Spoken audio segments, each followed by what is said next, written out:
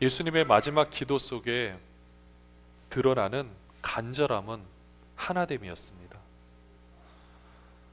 오늘 본문 21절에 보시면 그들로 다 하나가 되어 그들로 다 하나가 되어 그들로 다 하나가 되어 우리 안에 있게 하사 세상으로 아버지께서 나를 보내신 것을 믿게 하옵소서. 예수님께서는 이렇게 기도로 우리에게 요청을 하고 있습니다. 예수님께서 마지막으로 기도하셨던 이 하나가 되게 하옵소서, 그들도 다 하나가 되게 하사라는 것은요, 아직 완성된 것이 아니라 완료된 것이 아닙니다. 계속해서 지금도 이루어져 가고 있는 겁니다. 우리가 알고 있는 삼위일체는 성부, 성자, 성령 하나님인데요, 오늘 요한복음에서 보면은 그 삼위일체 하나님이 조금 다르게 나타납니다. 잘 보시면 아버지여, 아버지께서 내 안에 내가 아버지 안에 있는 것 같이 그들도 다 하나가 되어 우리 안에 있게 하사, 삼위일체 안에 우리도 함께 들어가는 것을 보게 됩니다. 그렇다고 우리가 하나님이 되냐, 신학적으로 그걸 말씀드리는 것이 아니라 그만큼 우리가 연합이라는 개념으로 하나가 되었다라는 거죠. 어디가 하나가 되었습니까? 우리 예수사랑교회 공동체 안에서 우리가 하나가 되었다라는 것입니다. 예수님께서 교회를 향한 가장 원하심이 이 하나됨인데, 어떻게 보면은 이 하나됨이 우리 가운데 있습니까? 아니면 대한민국 교회 가운데 있습니까? 하나됨이 있어야 되는데 이 하나됨이 부재한 것이 오늘날의 우리의 현실인지도 모릅니다. 하나님의 부재는 단순히 윤리적 문제를 말하는 것이 아니라 이 복음 선교에 관한 문제점이기도 하거든요. 작가이기도 하면서 목회자이기도 한 프레드릭 비크너라는 사람이 이런 말씀을 했습니다. 복음은 좋은 소식이기 전에 나쁜 소식이다. 이 말은요, 복음은 복된 소식이에요. 그런데 오늘날에 이 세상 사람들이 이 복음을 복된 소식으로 받아들입니까? 복된 소식으로 받아들이지 못하는 이유는 교회가 복되지 못하기 때문에 그래요. 우리의 삶이 복되지 못하기 때문에 그렇습니다. 그러다 보니 진짜 좋은 복음이 오히려 나쁜 소식으로 전해지는 안타까운 경우들을 보게 됩니다. 그래서 이 나쁜 소식을 전해지는 우리의 안타까운 마음이 처리가 되지 않으면 복된 소식을 전하기가 어려운 거죠. 우리가 나가서 복음을 전하고 또 우리의 삶을 살고 있고, 그런데도 왜 이렇게 교회에 대해서는 안 좋게 말을 하고 있는지. 여러분들, 기독교나 다른 종교에서, 기독교를 포함해서 교회뿐만 아니라 모든 그 안에 재산을 오픈하는 곳은 기독교밖에 없습니다. 다른 종교 오픈 절대 안 합니다. 얼마가 들어오고 얼마가 쓰여야 되는지 아무도 모릅니다. 근데 유독 우리 기독교인은 돈 문제에 걸려 있다라고 이야기를 합니다. 어떻게 보면 우리의 모습들이 참 안타까운 거죠. 왜 이런 결과가 나왔을까? 참 많은 고민이 됩니다. 근데 이것뿐만 아니라 오늘날의 우리의 가정도 지금 계속해서 해체가 되고 있다라는 겁니다. 지금은 물론 어쩔 수 없이 상황에 따라서 그렇다고 하지만 1인 가구가 계속해서 증가를 하고 있고, 그리고 가정도 황혼 이혼을 포함해서 계속해서 이 가정이 해체가 되고 있습니다.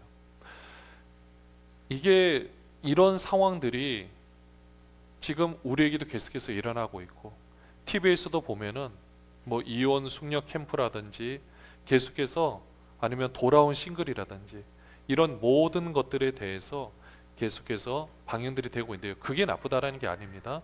그 상황 가운데서 우리 이제는 자연스럽게 문화의 한 일부분으로 자리 잡고 있다라는 거죠. 가끔 뉴스에서 이렇게 보면은 이혼 상담을 하는 이 부분을 보면 결론이 뭔가 다른 여러 가지들이 있겠죠. 근데 거기서 보면은 항상 이게 법적으로 나뉘어지고 재산을 어떻게 나눌 것인가, 항상 귀결되는 거는 이쪽인 것을 많이 보게 됩니다.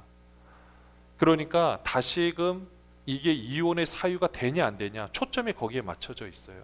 물론 다른 케이스들을 다 보는 것은 아니지만 한 번씩 보는 뉴스에서 나오는 이걸 보면은 그게 지금 우리의 현실인 거죠. 물론 참 어려운 상황을 참아야 되냐 그거는 잘 모르겠지만 이게 우리의 그 상황 가운데 있는데, 에베소서 6장 4절 말씀에 이렇게 보면은요, 어떻게 보면은 여기에서부터 우리의 모든 상황들이 출발된다라는 것을 보게 되었습니다. 6장 4절에 보시면, 또 아비들아 너희 자녀를 노엽게 하지 말고 오직 주의 교훈과 훈계로 양육하라. 이 노엽게 하다라는 것이 자극하여 분노하게 하다라는 뜻을 가지고 있습니다. 이 부분들이 결국은 뭐냐, 자녀를 내 자신의 소유라고 생각할 때 이런 문제가 발생이 되겠더라고요. 내 것이라 생각하니까 그때부터는 내가 모든 것을 해야 된다라고 생각을 하는 거죠. 어떻게 보면은 운전대를 본인이 잡고 있고, 이 부모는요 사실은 옆에서 함께 그 운전대가 잡고 잘 갈 수 있도록 도와주는 보조석에 우리는 앉아 있는 겁니다. 근데 우리는 어떻게 하느냐, 마치 우리가 조절을 하고 있는 것처럼 생각을 하고 있는 거죠. 그러다 보니 이 문제로서부터 시작되다 보니 결국 여러 가지 많은 부분들은 결국 사실은 다 부모로부터 출발이 됩니다. 이게 너무 안타까운 결과더라고요. 이게 우리의 현실의 우리의 모습입니다. 저도 자유하지 않습니다. 똑같습니다. 이런 똑같은 상황에서 주의 교훈과 훈계로 사랑 가운데 양육하라는 것인데, 신앙 중심의 인격적 양육을 해야 되는 게 이 부모의 역할이기도 하거든요. 결국 요즘에 나타나는 모든 사회의 문제의 귀결점은 바로 가정에서, 이 가정이 안에서 우리가 교육을 제대로 하지 않으면 결국 그 책임을 우리가 다 떠안고 있다라는 것입니다. 여러분들, 우리의 자녀들을 어떤 교육 환경에서 벗어나면 더 좋을 것 같고, 일명 말하는 파락군, 아니면 더 교육 여건이 좋은 곳에 집값이 비싸다고 하는데, 그런 곳에 놓으면은 그런 아이들이 더 잘하느냐? 물론 잘할 수 있겠죠. 중요한 거는 모판입니다. 우리의 역할들이라는 겁니다. 이 가정은 계속해서 이렇게 점점 이렇게 해체가 되고 있는 현실입니다. 사람들도 잘 보면은요, 혼자 밥을 먹고 혼자서 생활을 한다고 하고 혼자서 여행을 갑니다. 근데 사람들은 사실은 혼자가 아니에요. 왜냐하면 디지털로는 다 연결이 되어 있습니다. 혼자 가서 사진도 안 찍고 혼자 있는 사람 본 적이 있습니까? 없습니다. 다 사진을 찍고 올리고 반응을 기다립니다. 내가 혼자라고 하지만 사실은 혼자는 아니에요. 이미 다 연결이 되어 있습니다. 이걸 모습을 봐도 우리가 사람들이 가정이 깨어지고 안타까운 상황들이 있다 할지라도 결국은 소속하고 싶은 마음들이 있다라는 거죠. 요즘에 1인 가구가 굉장히 좋아하는 하나의 주거 형태가 코리빙이라는 게 있습니다. 이 코리빙이라는 게 뭐냐면요, 그러니까 쉽게 표현하면 쉐어하우스 같은 개념이에요. 방은 당연히 분리가 되고요, 그 안에 샤워 시설은 분리가 됩니다. 나만의 공간이 있어요. 그러나 주거, 거기서 거실, 그리고 안에 있는 뭐 식당이나 이런 것들은 같이 공유해서 쓰는 거. 예전에는 이런 가구를 할지라도 보통 뭐 6가구, 8가구라면 지금은 아예 기업형으로 80에서 100가구. 거실과 이런 부분들은 굉장히 화려하게 예쁘게 정말 잘 해놓고요, 나머지 공간들은 이렇게 해서 각 호실별로 이렇게 있는 겁니다. 그러니까 개별로 내 안에서 다 해결하는 것이 아니라 그 안에서 함께 반려동물도 키우고 특화된 서비스들이 있어서 호텔식 서비스를 받는 거거든요. 일반 주거 형태보다, 내가 살아가는 원룸보다 훨씬 더 비용이 비싼데도 불구하고 인기가 많은 이유는 그 안에서 같은 관심사를 가진 사람들이 서로 소속이 된다는 겁니다. 그러니까 내가 혼자지만, 내가 혼자라고 싶어서 혼자라는 것이 아니라 어쩔 수 없는 상황에서 혼자가 되고 여러 가지 상황에서 혼자가 되지만 그 가운데서도 함께 거하고 싶어하는 그 마음이 있다라는 거죠. 그러면 여러분들, 이 상황들을 그러면 어떻게 해결할 수 있겠습니까? 이 성경 본문 속 문제와 우리의 상황들이 있다라면 이 부분을 해결할 수 있는 방법, 우리 예수님께서 이미 말씀해 주셨습니다. 22절 말씀에 보면은요, 같이 한번 읽어볼까요? 내게 주신 영광을 내가 그들에게 주었사오니 이는 우리가 하나가 된 것 같이 그들도 하나가 되게 하려 함이니이다. 예수님께서 내게 주신 영광을 내가 그들에게 주었다라고 했거든요. 이는 우리가 하나가 된 것 같이 그들도 하나가 되려 함이라. 내게 주신 영광이 무엇일까? 예수님이 말한 영광이 무엇이겠습니까? 예수님이 말한 영광은요, 요한복음 13장 31절에서 32절에 보면 마지막 만찬을 하시면서 있을 때 가룟 유다가 떠나가요. 이제 그래서 예수님이 가룟 유다에게 끝까지 돌이키라고 계속 부탁을 했는데 결국 돌이키지 않고 가룟 유다가 이제 배신하러 떠납니다. 이때 이런 고백을 해요. 그가 나간 후에 예수께서 이르시되 지금 인자가 뭘 받았다고요? 영광을 받았고 하나님도 인자로 말미암아 영광을 받으셨도다. 이게 무슨 뜻이겠습니까? 지금 떠났어요. 배신하러 떠났어요. 근데 왜 예수님께서 영광을 받았다라고 할까요? 이제는 그 십자가 사건이 돌이킬 수 없게 되었다라는 거예요. 이제는 그 십자가 사건을 그대로 받아들일 수밖에 없게 되었다. 왜냐? 그 십자가 사건이 있어야만 하나님의 성령이 우리를 통하여 온전히 역사할 수 있고, 그래서 예수 그리스도로 말미암아 연합할 수 있기 때문에 우리가 하나님의 자녀로서 또 하나님은 우리의 아버지로서 이 관계가 온전히 성립이 되기 때문에 예수님께서는 이제 십자가의 길을 걷게 됐고 십자가에 못 박히게 됐지만 그래서 영광을 받았고 하나님도 나로 말미암아 인자로 말미암아 영광을 받았다라고 말씀하고 있는 겁니다. 그럼 다시 22절에 보시면 내가 영광을 하나님이 그로 말미암아 32절 말고요. 우리 22절로 가보시면은요. 32절 다시 한번 볼게요. 32절 만일 하나님이 그로 말미암아 영광을 받으셨으면 하나님도 자기로 말미암아 그에게 영광을 주시리니 곧 주시리라. 이게 바로 십자가 사건을 말하고 있는 겁니다. 그거를 통해서 하나님이 영광 받으셨다. 여러분들 십자가를 통해서 하나님이 영광 받으셨다는 건 뭐겠습니까? 십자가로 말미암아 우리의 모든 죄가 다 사해질 것을 바라보고 하나님께서 이 모든 구속 사역을 기뻐하시며 영광을 받으셨다라는 거예요. 곧 하나님의 영광은 우리의 행복이었던 겁니다. 우리의 삶이 새로워지는 거였습니다. 하나님 형상대로 입은 우리 존재가 새롭게 되는 거였습니다. 바로 십자가 사건으로 말미암은 거죠. 다시 본문 우리 22절로 가보시면 그럼 영광이 무엇입니까? 십자가를 지는 겁니다. 내게 주신 영광, 내가 십자가를 지었던 이것으로 말미암아 내가 그들에게 주었사오니. 그들이 누구예요? 교회 공동체입니다. 여러분들 우리 이제는 가정이 계속해서 깨어지고 여러 가지 상황 가운데 어쩔 수 없는 상황 가운데서 이제는 우리는 이제 혼자 있을 수밖에 없게 되었습니다. 근데 이런 우리들에게 하나님께서 새롭게 만들어 주신 하나의 가정 공동체가 이제는 교회예요. 가정도 있지만은 우리는 동일하게 이 교회 안에서 한 공동체로 속해져 있는 겁니다. 이 교회 공동체 안에 보면 예수 그리스도께서 하나됨을 강조하면서 뭘 원하시느냐? 바로 십자가였어요. 내게 주신 영광을 내가 그들에게 주었사오니.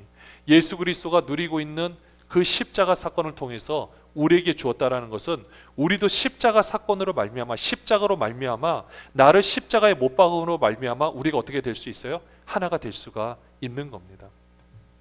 사실 우리는 태생적으로 전혀 다 다른 존재예요. 우리가 하나 되는 거 불가능합니다. 그러나 십자가 사건으로 인하여서 나의 거짓된 모습들이 처리가 되어진다면 성령으로 하나가 돼서 서로 하나가 될 수 있다라는 것입니다.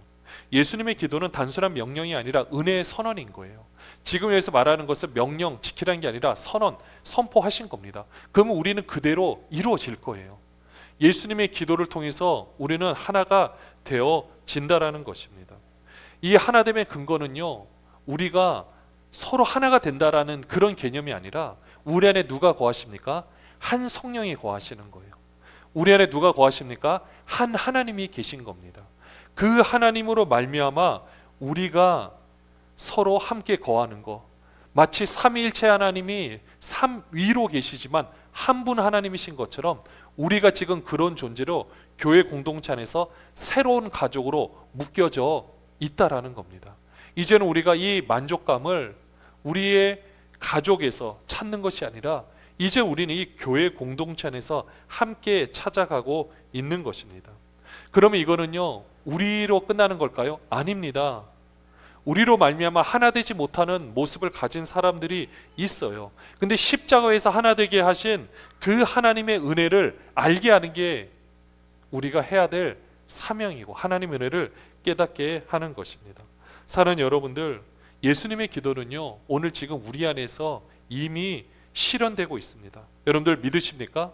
오늘 23절 말씀에 보면은요, 곧 내가 그들 안에 있고 아버지께서 내 안에 계시어 그들로 온전함을 이루어 하나가 되게 하려 함은 아버지께서 나를 보내신 것과 또 나를 사랑하신 것 같이, 그 다음에 같이 읽어볼까요? 그들도 사랑하신 것을 세상으로 알게 하려 함이로써이다. 하나님은 이런 교회 공동체를 통해서 새로운 가족을 만들어가고 계십니다. 우리가 먼저 영적인 가족이고요, 또 주변의 많은 사람들을 우리는 하나님의 가족으로 우리는 편입시키고, 아니 깨닫게 해주는 거고, 그렇게 해서 우리는 한 공동체로서 아름답게 성장해 가는 겁니다. 이 가운데서 아까 제가 말씀드린 코리빙이라는 그 주거 형태를 생각해 보니까 우리 교회 공동체 안에서도 거기서 말하고 있는 부분들을 떼어다가 우리 안에 적용시켜도 좋겠다라는 생각을 하게 되었습니다. 우리의 모든 삶이 하나가 된다라는 게 속속듯이 모든 것을 다 알아야 하나가 되는 건 아닙니다. 그리고 그 옆 사람의 생각과 내 생각이 다른 모든 것들이 다 같아야 되냐? 아닙니다. 될 수가 없습니다. 그럼 어떻게 되는 거느냐? 우리가 한 하나님을 품고 한 뜻을 가지고 그것을 통해서 우리 안에서 그 자체로 이미 하나가 된 겁니다. 그리고 우리는 그 개별적인 삶을 그대로 인정하는 게 뭡니까? 있는 모습 그대로 개개인의 성격과 특징들이 다 다르기 때문에 그것은 그대로 용납하되, 우리의 진정한 목적, 우리 안에서 하나님께서 이 십자가 사건을 통해서 우리를 계속해서 만져가고 계신다라는 것을 우리는 서로를 바라볼 수 있어야 하는 겁니다. 우리가 옆 사람을 볼 때도 그 사람 안에서 일하시고 계신 하나님의 성령을 볼 수 있어야 되고요, 하나님의 손길을 보시면 되는 겁니다. 우리 안에서 지금도 역사하고 계시는 그 하나님의 놀라운 은혜를 우리가 함께 경험하면 되는 것입니다. 우리는 계속해서 만들어져 가고 있습니다. 우리는 계속해서 지어져 가고 있습니다. 오늘 오전에도 함께 말씀을 나눴지만 우리의 모습은 도대체 언제 완성이 될까요? 우리는 계속해서 지금 지어져 가고 있는데 우리의 모습은 언제쯤 완벽이라는 그 수준에 이르게 되겠습니까? 아무리 곰곰이 생각해봐도 언제일까? 이렇게 생각을 해봐요. 여러분들은 언제라고 생각하십니까? 여러분 지금 이때라고 생각하십니까? 아니면 좀 더 나이가 더 들면이라고 생각하십니까? 요즘에는 어린이집 차보다 이 데이케어 센터라고 어르신들을 어린이집처럼 보내는 이 차들이 훨씬 더 많습니다. 정말 많아요. 그러면은 우리가 나이가 좀 들어서 이제는 나 혼자 있을 수 없고 누군가의 도움을 받아야 되는 그때가 내가 인생의 가장 황금기고 가장 잘한 상황이라고 생각하십니까? 아니잖아요. 우리는 아무도 몰라요. 그렇기 때문에 지금 나에게 이 공동체라는 것을 주신 그 상황 가운데서 우리가 다른 어떤 것들을 보기 전에 옆 사람을 보면서 그 사람을 통해 역사해 나가고 계신 하나님을 보면 됩니다. 그리고 내 모습을 보면은 돼요. 그러면은 우리가 하나가 될 수가 있습니다. 나의 모습이, 내가 그걸 통해서 반응하는 나의 모습이 있으면 그것은 우리가 십자가의 때 처리받아야 될 모습입니다. 자녀의 관계도 마찬가지입니다. 부모와의 관계, 모든 사람들의 관계 가운데 마찬가지입니다. 혹시 관계 문제 때문에 힘드십니까? 어려움을 당하고 계십니까? 마음이 아프십니까? 그러면 우리는 그 걸리는 문제를 그대로 십자가 앞에 처리를 받으시면 됩니다. 하나님은요, 우리가 가지고 있는 문제에 대한 그 고민하는 거 하나님 다 알고 계십니다. 하나님이 우리보다 더 관심을 가지고 우리의 인생에 개입하셔서 보고 계십니다. 그렇기 때문에 우리는 뭐 해야 될까요? 우리의 가정이 깨어지거나 소속이 없거나 이런 고통과 여러 가지 상황 때문에 힘들어하는 우리의 모습이 있다 할지라도 우리는 그 모습을 그대로 하나님 앞에, 이 공동체 앞에서 그대로 내어놓고 우리는 서로 품으면서 하나님의 뜻을 이뤄가야 할 것입니다. 이제는 지금 나의 모습이 다른 누군가에게는 하나님의 모습이 될 수가 있습니다. 마치 우리가 자녀를 키울 때 그 부모의 모습이 자녀의 입장에서는 그게 하나님의 모습인 것처럼 지금 우리에게도 우리 주변의 사람들에게 그런 하나님의 모습을 전해야 될 때가 바로 지금 이 순간입니다. 사랑하는 여러분들, 예수님의 기도로 우리는 하나가 되어가고 있습니다. 여러분들 믿으십니까? 아무도 믿지 않으시네요. 하나가 되어가는 거 믿으십니까? 그렇게 해서 우리는 계속해서 만들어져 가고 있습니다. 그래서 우리는 하나님의 가족입니다. 그런 하나님의 가족으로 아름답게 서로서로를 돌아보시고 함께하고 그 누군가의 도움이 필요한 사람들을 이 공동체로 초대를 해서 함께 하나님의 가족을 이뤄가는 모든 분들 되시기를 주님의 이름으로 축원합니다.